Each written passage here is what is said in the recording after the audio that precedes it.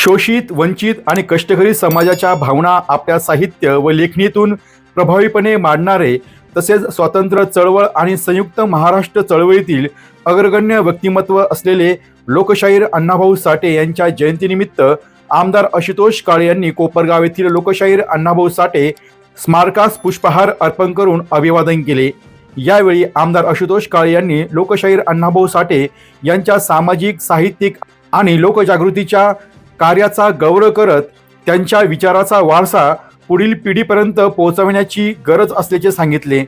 तसेच कोपरगाव शहरातील विविध ठिकाणी आयोजित करण्यात आलेल्या जयंती कार्यक्रमांना भेट देत त्यांनी लोकशाहीर अण्णाभाऊ साठे यांना अभिवादन केले। यावेळी त्यांनी अण्णाभाऊ साठे स्मारकाच्या शासकीय लोकार्पण सोहळ्याबाबतही भूमिका स्पष्ट केली आहे।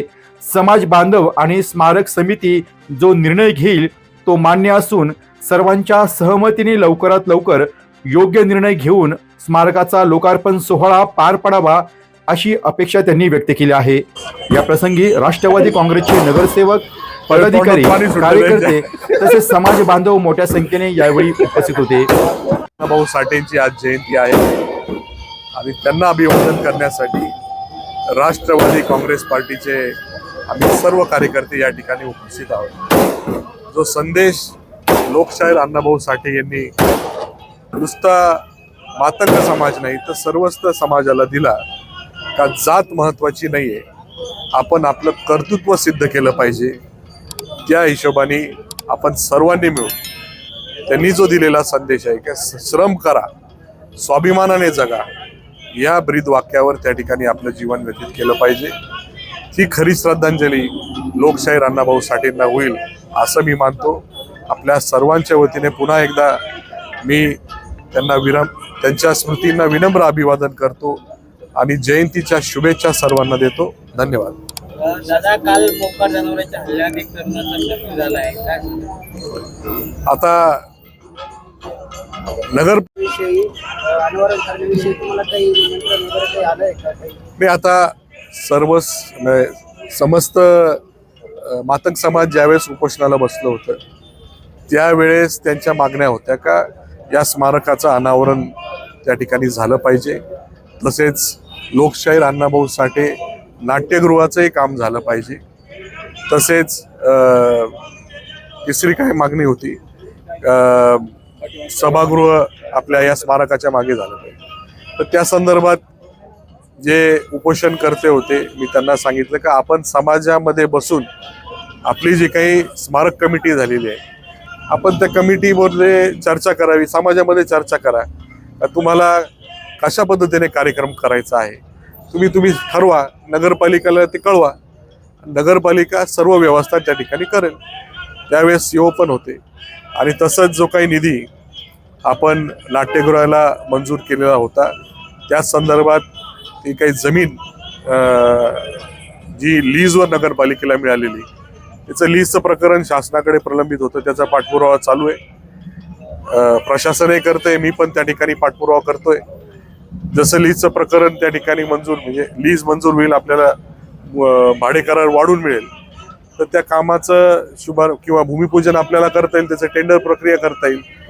त्याला 4.5 कोटी आपण निधी मंजूर करून ठेवलेला आहे। जमिनीचा विषय निर्माण झाल्यामुळे ते काम रखडलंय आणि राहिला विषय मागच्या सभागृहाचा, त्या बाबतीमध्ये सीओ साहेब म्हटले का मी जमिनीचं मालकी कोणाची आहे तपासून घेतो।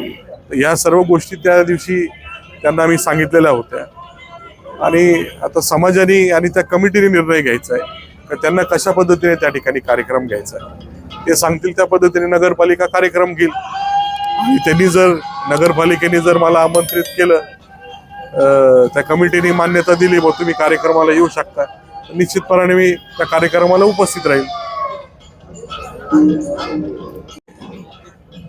सामाजिक न्याय मंत्री धनंजय मुंडे साहेब यांच्या हस्ते उद्घाटन करायची अशी मागणी समाजाकडनं त्यावेळेस आलेली होती। त्याही वेळेस त्यांच्या मागणीप्रमाणे मी भूमिका घेतली का ठीक आहे आपण जसं म्हणता तसं करू। आणि ज्यावेळेस 6 एप्रिलला सचिन भाऊ साठेंशी पण माझी चर्चा झाली होती का आपल्या उपस्थितीमध्ये आणि धनंजय मुंडे साहेबांच्या उपस्थितीमध्ये आम्हाला हा कार्यक्रम करायचा आहे. त्यांच्याशी चर्चा झाली होती, मुंडे साहेबांशी चर्चा करण्याची तयारी होती, पण तो कार्यक्रम त्यावेळेस होऊ दिला नाही. सचिन भाऊ साठेंशी कोणीतरी बोललं, ते म्हटले का आपल्या गावामध्ये येऊ नये अशा पद्धतीचे मला फोन आले. त्याच्यामुळे मी काही त्या ठिकाणी आलो नाही. आणि त्याचबरोबर ज्यावेळेस दिवंगत उपमुख्यमंत्री आदरणीय अजितदादा हे देखील कोपरगाव शहरामध्ये विविध उद्घाटनाच्या कार्यक्रमाच्या निमित्ताने येणार होते, त्याही दिवशी समाजाला मी विनंती केली का आपल्या राज्याचे उपमुख्यमंत्री आपल्या शहरामध्ये येत आहे आणि आपलं स्मारक त्यांच्या शुभ हस्ते आपण करण्याचा विचार करावा. पण त्याही वेळेस तो कार्यक्रम झाला नाही किंवा होऊ दिला नाही, अशा पद्धतीचं सर्व गोष्टी झाल्या. ठीक आहे, आता आम्ही पर्याय दिलेले होते, आता शेवटी त्यांनी सुचवायचंय काय करायचंय.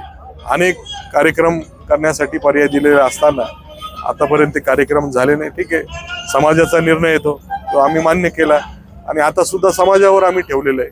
आपल्याला जे योग्य वाटेल ते तुम्ही नगरपालिकेला सांगा, नगरपालिका त्याच्यामध्ये करायला तयार असेल.